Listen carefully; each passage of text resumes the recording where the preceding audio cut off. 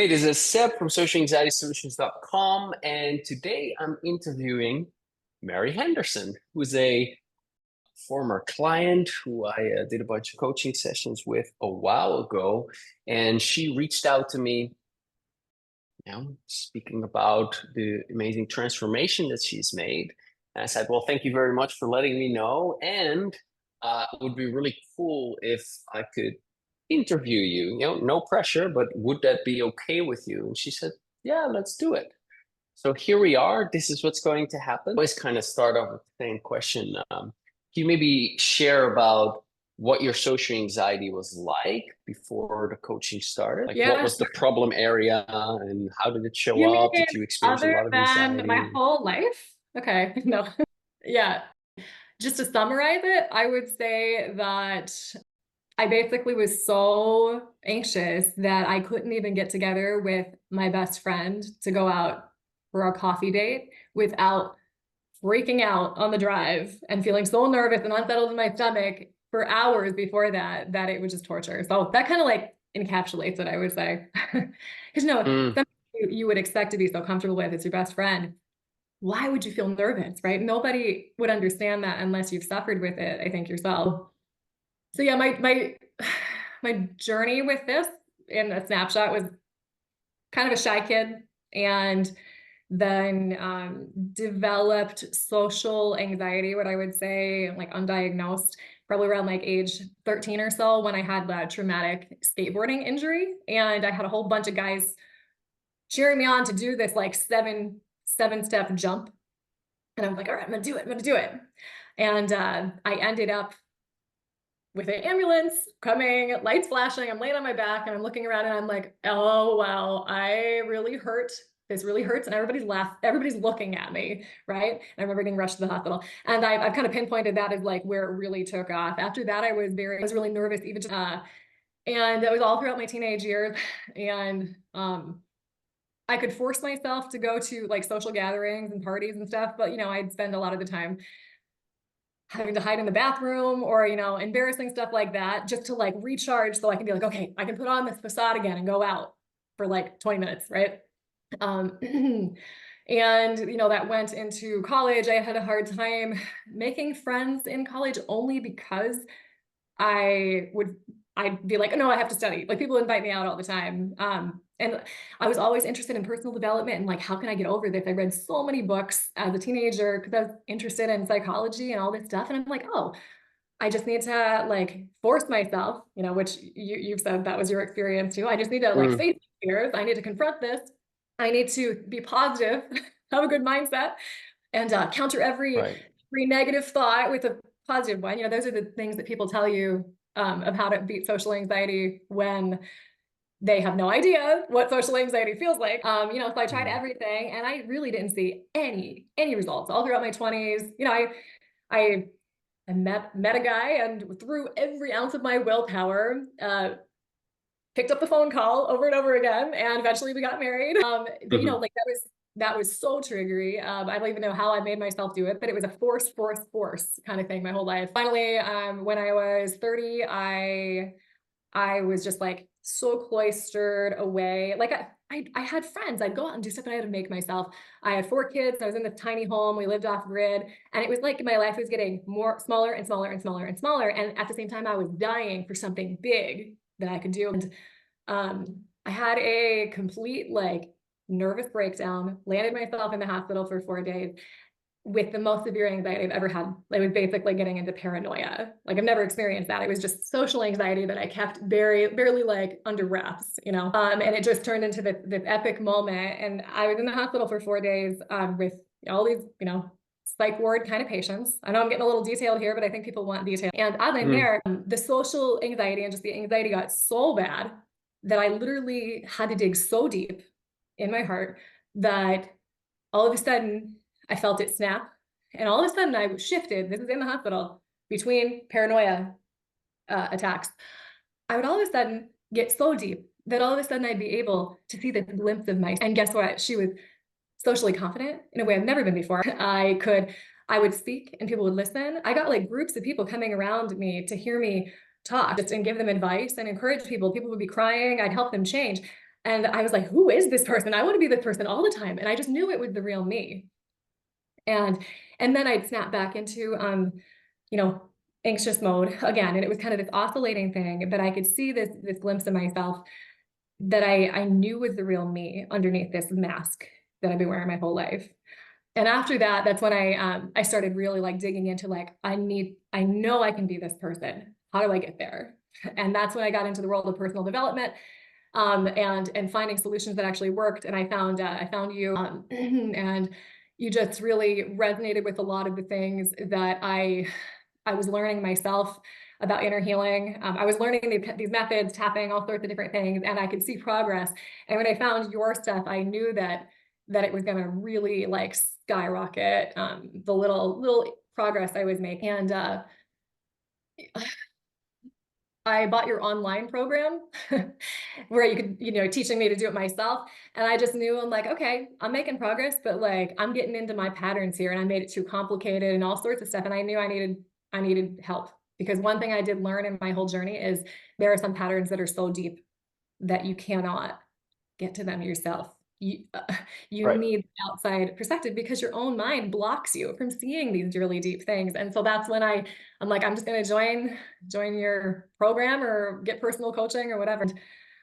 And that's really when I started seeing big transformations. And yeah, I guess that wasn't a snapshot. That was a little bit longer, but Okay. Yeah, yeah. good. Well, thank you. Yeah, we Well, have a bit of a perspective, a context for the rest. Yeah, so that's yeah, great.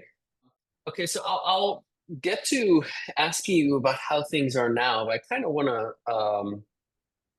ask you about what the experiences were then like, if you can recall. So, if you would be in a social situation, so you talked about, well, on the way to a friend going for a coffee, I would feel this anxiousness and dread and so on. So, it's anticipatory anxiety. What would then happen if you actually were with your friend? Would it go away? Would it stay? Were you in your head? What kinds of thoughts yeah. would you have? And what, like, It would get worse and worse and worse until I arrived, went on the door, and was waiting for them. And then as soon as I saw them, it started getting better, because I realized, oh, okay, this person mm, is my friend. They like me. Okay, good. And it would go away pretty quickly after that. Sometimes right. in the middle of like a coffee date, just for an example, there might be like a certain thing that I would notice that would flare up of like, does this person really like me? Or like a jealousy thing if they talked about another friend. It's something weird, like that. But and then Mm, afterwards, after I left, I would analyze, how did that go? Did they like me? Blah blah. Like all these, yeah. So that's kind of how it right. presented. Running the tapes. Yeah, right. Yes, yes. And how would it then go if something had gone wrong, Well, socially? Yeah, if you it can couldn't go recall. wrong because I had to be so perfect that it would never go wrong. Ah, right. So Hmm. I don't know. I don't know. I probably would have gone and hid in the bathroom until I could collect myself and figure out the exact right thing to say. You know what I'm saying? Yep. Yep. Yeah. Yep. So a lot of people experience that when they're then in a social situation and they're feeling that anxiety, they're actually more acting than that they're, being themselves. And it's a particular way that they're showing up. How was that for you? I would say that on that particular scenario, like a coffee date with somebody I like, know, and trust already, I could be my real self 99% of the time. If we're going to talk about different scenarios, like if it was multiple people or if it was in a group of people that I felt like were cooler than me, or especially if I had people come to my house where I couldn't leave, Right. Uh-huh. The that's trap. when that's when it would get really bad. Yeah. Hmm. Why do you think that was so difficult? Like, what were the thoughts that you were having, or what were you worried about? Um, Probably number one is not being weird. Mm. Mhm. Not looking weird, right? Because and then you're always monitoring yourself like, oh, I can't be that part of me because they won't accept that part of me. It was a lot about rejection. Right. So thoughts of, oh man, I hope they don't think I'm weird. Oh man, they're probably going to see that I'm nervous. Oh no, man, now I've been gone too long because I had to go in the bathroom and collect myself. And they're probably going to be like, oh, she's ignoring us. Like it was just this constant dialogue. But the worst part would always be before, no matter which scenario you're talking about.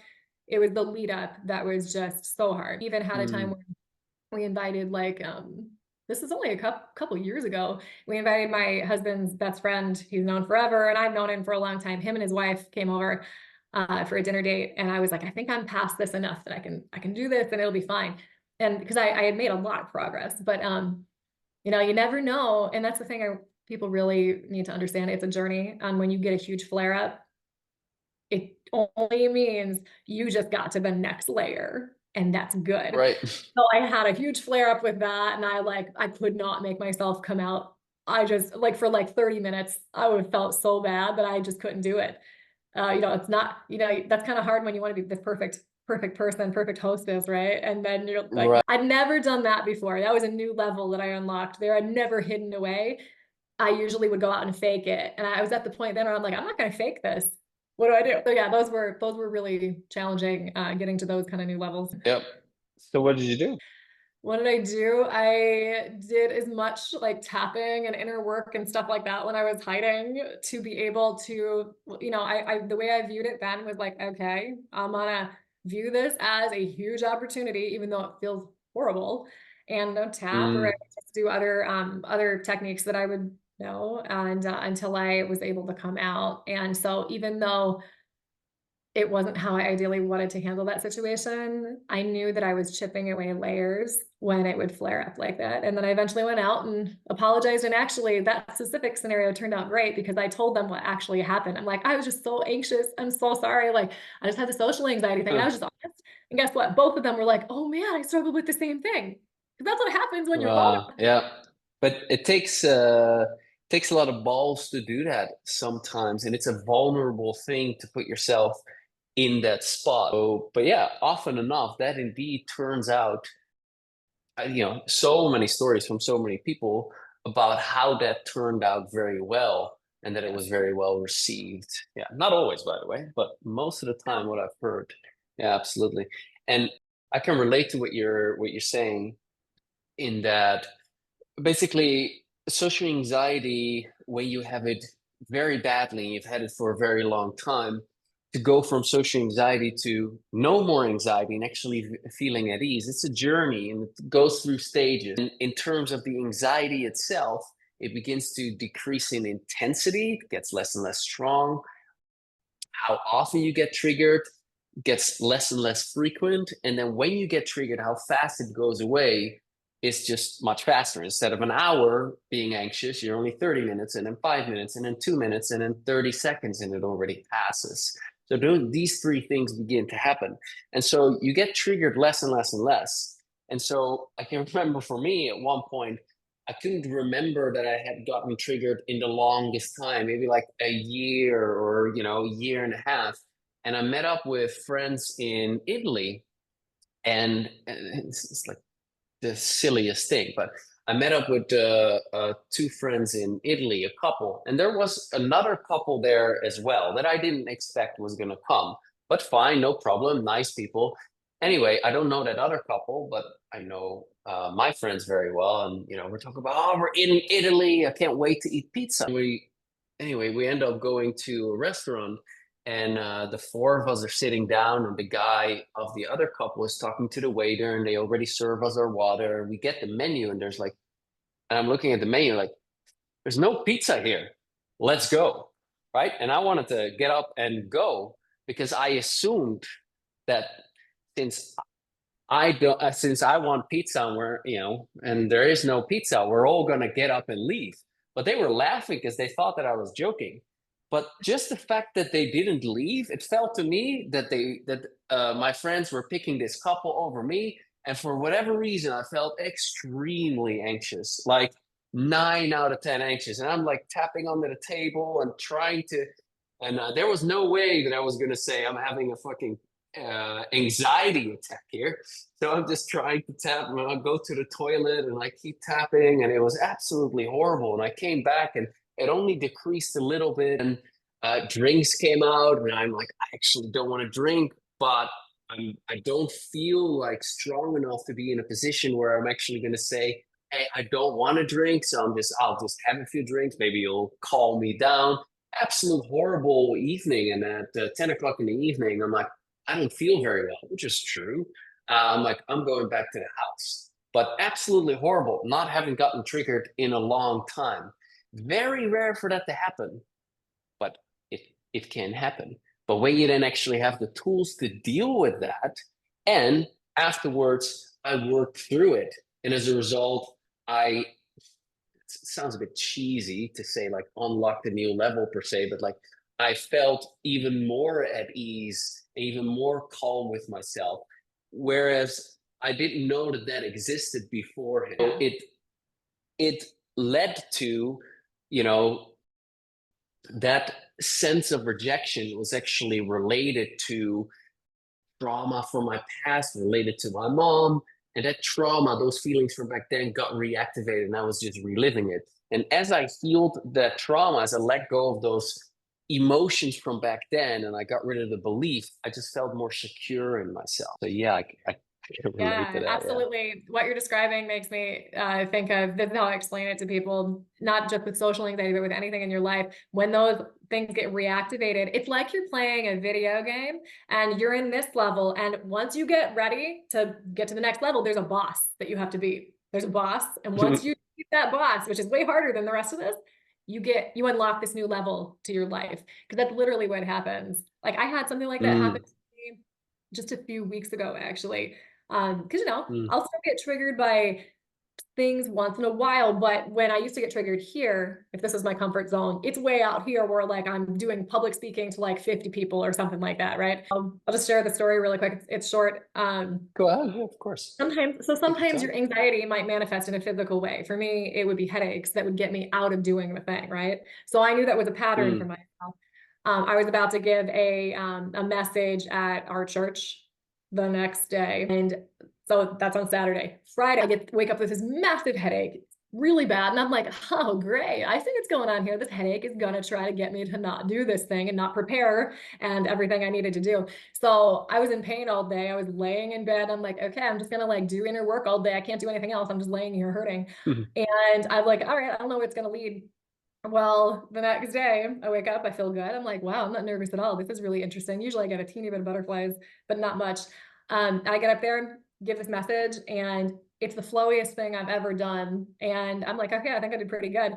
And afterwards, my husband came up to me and he's like, you've never spoken like that before. That was like the best thing you've ever, like best message you've ever given.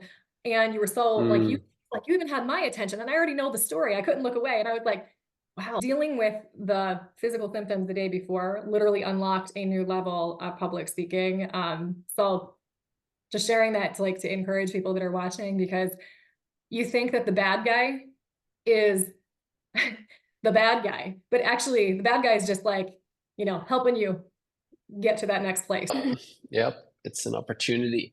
I'm doing a whole bunch of writing at the moment, and I'm just like this morning, I was writing about what my experience is now compared to how it was. And then one of the things that I was writing down is like, actually, my social life isn't perfect the way that it is now. It's been better in the past, but it's kind of life circumstances, but I'm okay.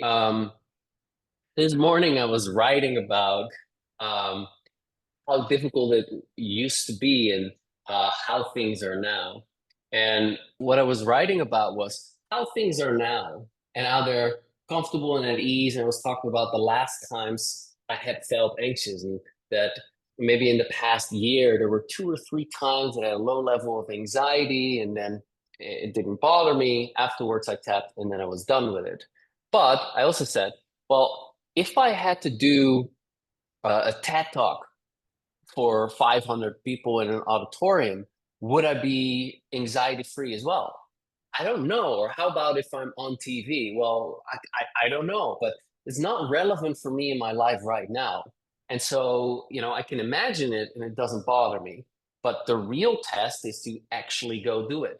But once it becomes a priority in my life and it's important to evolve my business or my message or something like that, well, then I'll go towards it, because I know that whatever gets triggered, I can resolve and I can make myself comfortable in that situation too, just like I've done with podcasting or group coaching or salsa dancing or meeting new people or whatever the case may be.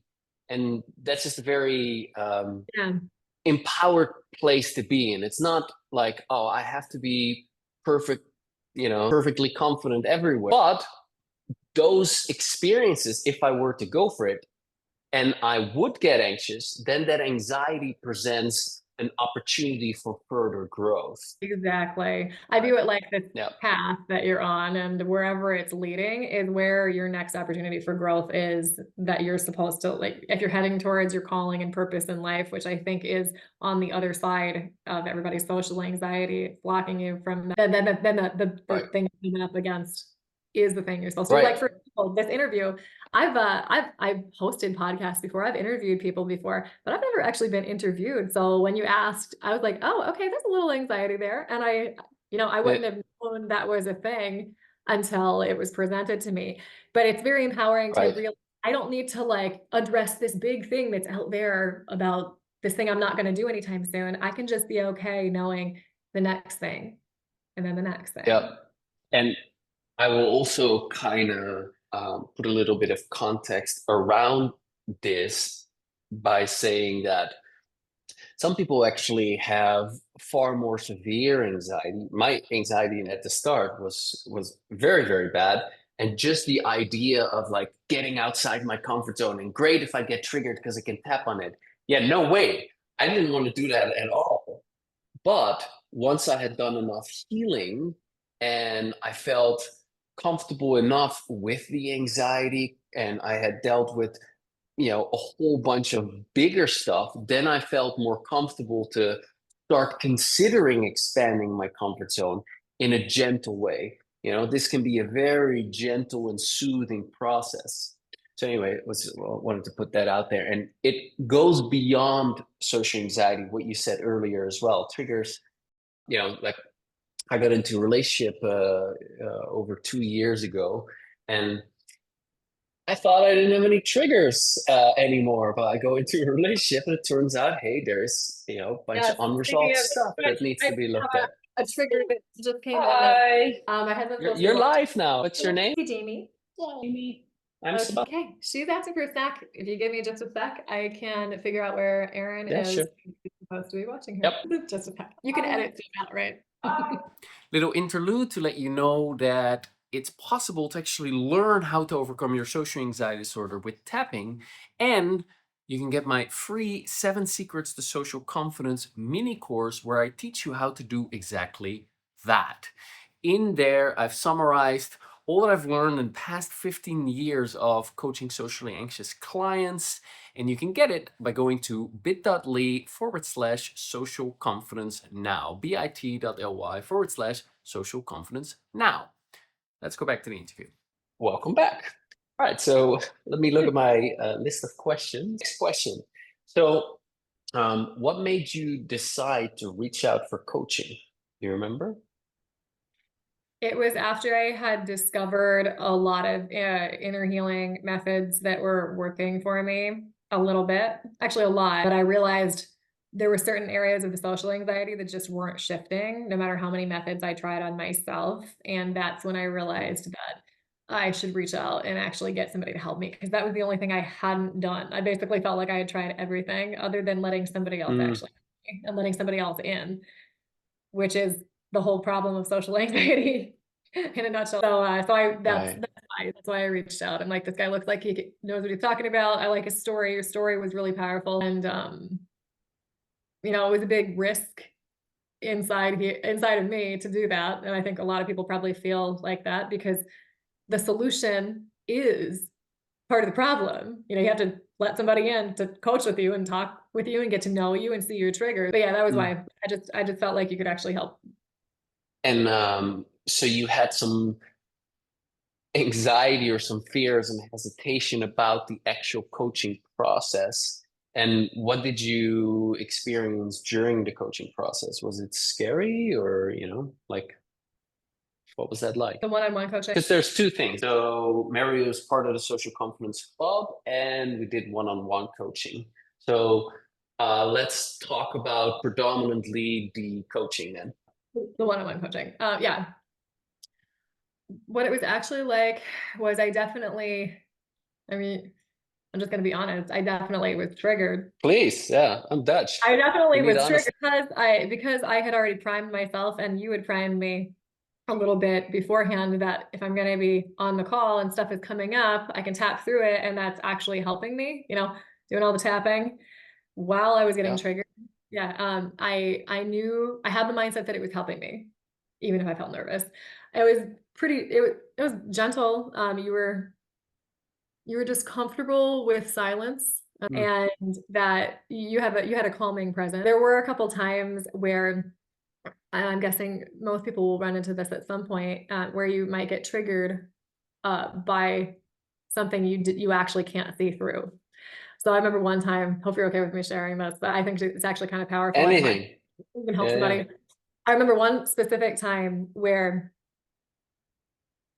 I was like, I like this guy. He's really good. And all of a sudden, we must have gotten to a deeper layer, because all of a sudden, I started seeing your questions as making fun of me, and you weren't. And you remember this, right? Not Maybe not. sure, You to do be a lot of honest, these. but That's all right. Probably a I good thing. definitely have that happen here. So You, yeah, you that's said possible. you said you're like, this is why I like doing this virtually, because the person can't come through the screen and punch me. Yep. There was one particular time where I all of a sudden was like, this guy is a jerk. Oh man, I feel like I'm getting made fun of. Like, hey, why are you making fun? You held your cool because you knew that was the thing I was mad at you about was actually the problem. And when we addressed that, we unlocked all of these things that were from my past about feeling like guys were making fun of me, and Right. way back, in my past. And, so that was really hard because I couldn't see through it. But when we addressed that, it unlocked a huge layer. So like, for one-on-one coaching, just knowing that like in general, it's a very, very easy, simple process that you just literally you just sit there and talk and tap and heal. But just, to be Yep. prepared for like, if you get a trigger, that's a good thing. And you can overcome it. It's not going to kill. So it's part of the process, and sometimes part of the things that I will be doing is provoke certain things that will bring up a reaction. And when that pain is brought, yeah, exactly. When that pain is brought to the surface, you can start to, and it is sometimes absolutely joking around, but it has to come when you're the practitioner from a place of compassion. If you're genuinely being mean and you're genuinely making fun of your client, then you're actually being, you're damaging things. But if it's called provocative therapy. But when you're actually siding you're siding with your resistance, and you're siding with your dark side while you're still staying in a place of kindness and acceptance. And it's a weird thing that does to the mind, because there's both acceptance and how to describe it, a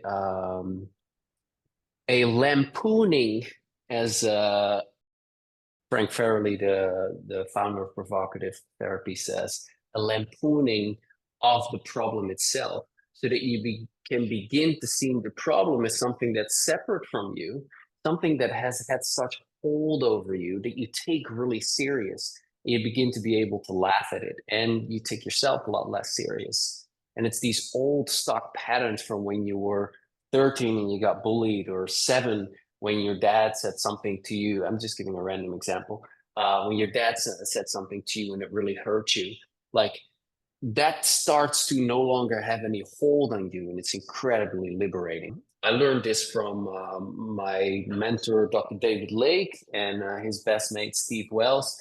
They introduced me to provocative energy therapy, and I thought it was fantastic. And I did their workshops all over the world, got lots of supervision, and it's a beautiful approach to address stuck issues, and it's definitely part of my approach to things. Yeah, great. Yeah. So thank you. And it's very effective, I would say, because I almost picture like this tiny angry little kid that all of a sudden is brought into this house where the grown-ups there love him. like genuinely accept and love him. And they're like just having this fit and like hitting on this guy. And he's just standing there in complete accept, taking it until it dies down and they work through it. Like it's that kind of like gentle holding of the situation and the person. So it's very Nice. Yep. powerful. I like it. I didn't like it then. I like it now. Cool. Exactly. Right. Well, you emailed me a couple of weeks ago and you talked to me about how things are better and so on and so forth. But people listening to this do not know what you wrote. So, well, how are things now? What changed? I went from being completely terrified to even say my name in a group setting to being able to speak in front of, dozens and dozens of people confidently. That was Amazing. unheard of, literally until I started doing these methods. It was the scariest thing I could think of. Public speaking, that's a really common one, right? I couldn't have people over to the house without severe anxiety, which I said. Now, this beautiful setting you see behind me, we bought this property to be able to host events, weddings, worship nights. I'm constantly having just weaving through of people coming and going and interacting with guests that are staying here. Like basically it's unlocked my dream, like our dream. My husband and I had this dream of starting a community, and you can't really start a community when you're socially anxious, can you? It's completely unlocked the life I want. I used to have dreams of like, oh, I wish I could speak on stage. I wish I could sing on stage. But I never could make myself do that. I would always hide behind the keyboard on my laptop or my piano. Now I'm out in front. I sing. We have a band. I'm the lead singer. I never could have done that a few years ago. Okay, very cool. Yeah. So Didn't yeah, know that. yeah, yeah. I've played piano since I was little, and I've loved singing. I used to watch. I don't know if you've seen it, Sound of Music. When I was like 3, I was like, I'd twirl around and sing and all that stuff. And I always would sing Disney songs, but nobody could ever hear them, right? Well, like it's because there was a gift of music in there that I would just hide behind the piano or in a choir, that it needed me to step through and actually confront the social anxiety in a gentle way, not a hammering on it way, to be able to step through. And like I sing all the time. I have a band now. Like I never could have done that. I sing on stage. I've sang at events that have how many, like 900 people last year, like mind blowing. So I'm saying that stuff to like show people what's possible. Like it's crazy. Yes, very cool, very inspiring. Great. I'm happy for you. And how about when you go for meet up with a friend for coffee? That's the easiest thing in the world. I can do that like all day long. I'm so glad. I love it. It's just so much pressure and preparation and like torture coming up to doing something like that it made it not any fun. Now, like I really do believe that when people start addressing their social anxiety and they actually just keep on going down that journey and keep on healing, they literally are unlocking their gifts. Because I genuinely believe that your biggest gifts that you're supposed to give to the world are behind your greatest fears. And if you're afraid of people, you probably have some kind of gift and calling that has to do with people. I mean, you do, Seb. Look, you were afraid of people, but you're helping people. Like, so yeah. Amazing. Yeah, very inspiring. I'm happy to hear it. Very cool. I definitely still get confronted with stuff sometimes.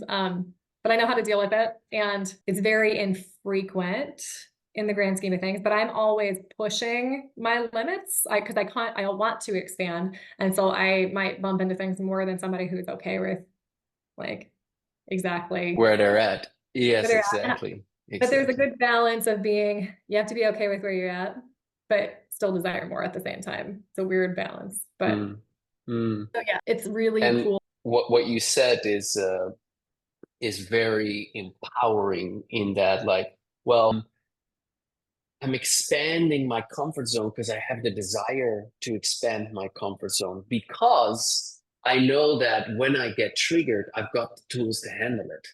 That's something different as like, oh my God, I'm going to do it, push myself outside my comfort zone. I'm going to force myself to do it. And I'm okay, let's take deep breaths. Let's take deep breaths. And like nothing really gets fully processed and actually resolved.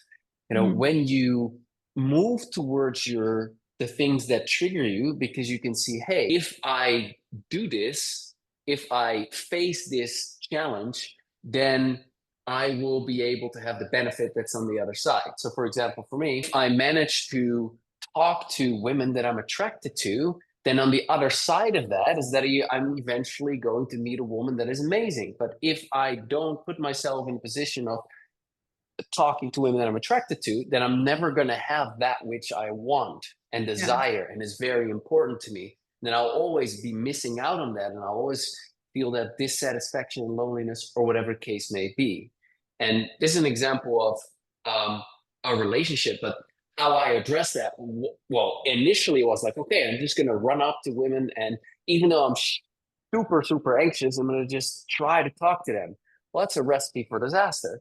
So instead, I worked on these fears so that the fears became calmer and calmer and calmer, and I could actually, be normal.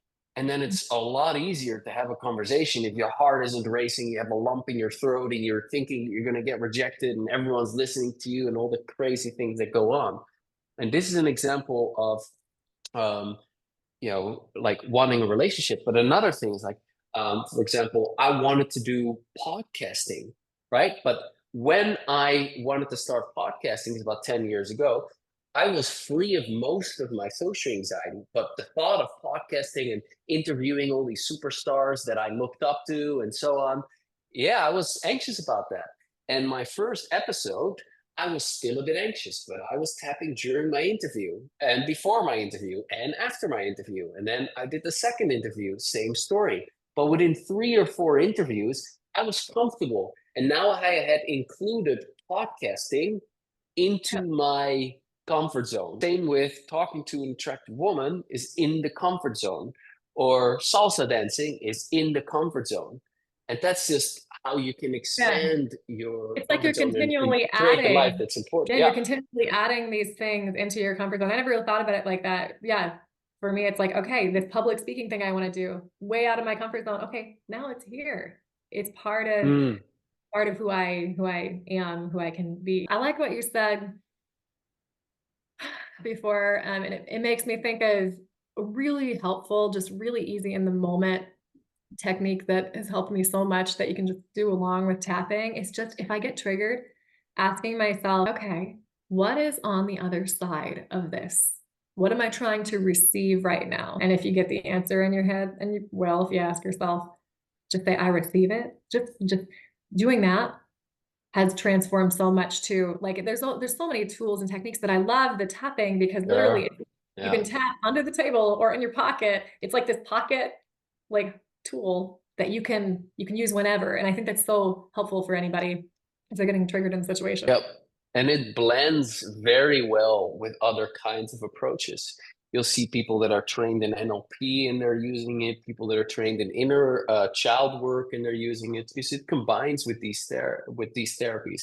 Even cognitive behavioral therapists that are using it. Yeah, it absolutely blends really well. And I talk a lot about tapping because that's most well known, but there are many other techniques that are very powerful that do very similar things as tapping. So intention tapping or logosynthesis or TAT or Psyche, all of these energy psychology modalities, what they do is they facilitate profound change on the inside on a subconscious level. And that's really where the problem lives. So it's less, a little bit, about changing your psychology. It's a little bit about changing your psychology, but it's mostly about facilitating emotional changes. Here you said, I don't know if that made it in because your kid ran in, maybe it's in the interview, but anyway, earlier she said that she read self-help books for 15 years and it made you very knowledgeable, but it didn't do anything for the anxiety, right? Yeah. That's it. Yeah. So you need an additional tool to actually shift and change things around so that what you read in a self-help book, you can actually become subconsciously congruent with.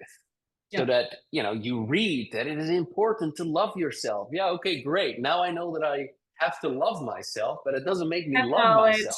Versus heart knowledge. But if you actually have the techniques to install that in your subconscious or remove the obstacles to loving yourself, now you're actually having a change that lasts and that actually really affects your life. Yeah. Anyway, what Yes, I wanted to and ask you. Go ahead. I Go just ahead. wanted to add that, like, Go ahead. just for everybody that's listening, nobody that I've come across, and I've done a lot of research into this stuff. I have certifications in a few things, like methods and stuff, but I've studied a lot. You've studied, I don't know how much more than me, 20 times more. And I can tell by what, like, you put all of these techniques together in the best way that's out there to beat social anxiety. You know, you're not going to find it anywhere else. Like Seb has, this method is unique, and people should jump on it if they want to actually change their life. So anyway, go ahead. Thanks for saying. I really believe that. Thanks for saying that. How do I humbly respond to this? Let me think. Well, it has been an absolute obsession for me to overcome my own social anxiety, and that started when I was 17. And I'm 39 now, and I'm still learning new things. But I've been coaching for 15 years and 22 years of personal development, constantly obsessed with how do you get rid of social anxiety. So everything is focused on how do you do that, and it's combining the best of psychology with the best of energy psychology, and that makes up for a mix that actually allows you to get rid of social anxiety, so that it doesn't bother you anymore, and you're actually free to be you. It is. You shouldn't say that of your own word, but like it is just amazing what is possible when you, because it's not my work. I've stolen it all over the place. I've just put it together with a single focus on overcoming social anxiety. It's amazing what happens when you combine the best of traditional psychology with the best of energy psychology. It's really absolutely amazing. I think what you said about being an obsession, I also have had an obsession with personal growth my whole life. And that's allowed me to kind of do this journey, but it's also been a downfall. But I think it's really important for people to know right off the bat, if they aren't in your program yet, or even if they are, that look, it takes time. And I've been at this like the energy side of it for 5 years since I was in the hospital, and realized I need to change or my life is going to just tank. And I'm not saying this to discourage, I've worked at this for 5 years. You worked at this for longer than that. But like, if I had pulled out at any point in there, I wouldn't be where I am today. And where I am today is miles away from where I used to be. My life is happy. I am in joy most of the time. And like, do not pull out of this program or like not join because you're like, well, I've done it for 3 months and I'm not fixed yet. No, it literally has to be a life journey, and you have to be, just committed to the end result, no matter what it takes, because it is worth it. And, don't expect to be fixed in a month. You're never going to be fixed because you don't need fixing in the first place. Your life is just a growth journey. Anyway, end of platform. Right. So this is a very interesting conversation, because most people are focused on quick fix result. And if it doesn't happen just like that, I'm not interested in it. Well, what you're saying is true for, I'd say, most people, definitely not all people. I've worked with hundreds of clients in the past 15 years, and there's a small percentage that actually resolves their social anxiety in just 3 sessions. That's 3 times 3 weeks. But that tends to be people who don't have like severe social anxiety disorder, avoid everything, get super anxious in all situations. It's more like people who got it at a later stage in life, or who have specific social anxiety and it's not generalized. But for many other people, it is something that you chip away at. Now, you can make progress real quick, because as soon as you start tapping in the right way, you actually feel relief. And when you can calm your anxiety down, and when it goes from, oh, I feel, and people shouldn't be so black or white about it. I want to make it clear that it isn't black and white. Rather, it's progressive. But it's a big difference if you if you go to work and you have a meeting, and as soon as your employer walks into the room, your anxiety shoots to an 8. Well, now you can't even function. You're frozen. But if you get that down to a 4, which you can sometimes do in like half an hour of tapping, that already is a massive life improvement. But a lot of people have many of those scenarios. It's anxiety around my boss. It's anxiety walking to the bus stop. It's anxiety when people are looking at me. It's anxiety when I'm the center of attention. It's anxiety when I'm around people during lunch break. And so they have many of these things that trigger anxiety. And so there are a whole bunch of areas that need to be addressed. So sometimes you can, just like Jenga, you can take the bottom and you pull it and the whole tower falls over. And sometimes you have these kinds of breakthroughs. But for the most part, this is a journey of a lot of little steps. And that means that bit by bit, step by step, you're becoming more and more at ease with yourself. You start to get triggered less and less. You become comfortable with more and more people. And that's a very good feeling journey to be at, because if you don't take any action, then anxiety just remains and gets worse, and nothing is happening. Just because it's a journey does not mean that you won't see, little or big changes. I think it's really important also for people to know, like, you will see shifts. You need to be looking for it. You work on a certain area and then you look to see what shifted there, and you will notice, like, I've had massive jumps. I've had the Jenga block being pulled out and like the tower falling down, but I've also had issues that I needed to chip away at for a very long time. And everybody's individual, but everybody progress immediately at the same time. Awesome. Well, one more question. Benefits that you notice as a result of the coaching in other areas of my life, you mean? Yeah. Or answer that in which way you like. Well, in addition to all the things I said already that are specifically social anxiety related, I had an easier relationship with my kids. So I have 5 kids, and and you and I worked through a little bit of this together, but because I told you at some point, I know that the social anxiety is affecting the relationship with my kids and all of my close, like even my family relationships, in a way that I wasn't able to see. Yeah, I spend more time with them now because I've addressed other things about the outside world and people. Even my intimate, close relationships have shifted for the better. That's one really cool thing that I didn't really expect to be part of this. Because when you change one little one area of your life, the other areas change too. It's connected. Yeah, I think that's the biggest other shift I've seen. Amazing. Yeah, very cool. And also, I guess there's one other thing I just thought of. So even when I had the social anxiety, I still enjoyed, if I could get past the anxiety, going out and meeting people. And then I go back and run away really fast. But even then, so my husband runs his own business. He's an architect. I got him jobs just from being able to sneak out and go to these mom groups and talk to people for 30 minutes and then leave because of the anxiety. I got him more business from talking to people, accidentally putting his name out there, even when I had the anxiety that I would have expected, right? So unlocking this, the anxiety aspect and being free, we have more business flowing in by a long shot, because what was this tiny little thing I could do that I was comfortable with, that I did naturally, even with massive anxiety, where something's trying to flow in, like business and money were trying to flow in through that. And when I enlarge that ability, I just go talk to people and we get business and we get work and we get money. And so it ripples through different areas of your life that you wouldn't expect. And it's super. And I think if I had known that ahead of time, I would have tried it even more. Like, Mary, if you address this, your business is going to take off and your kids are going to like you more. Right. Nice. Good. Well, I have one last question. Would you recommend the coaching? And if so, why? Well, absolutely. I don't know if you do one-on-one coaching anymore, but every now and then. It's more in the group. I absolutely 100% recommend coaching. And if you have this problem and you're not jumping on the bandwagon with you're in denial.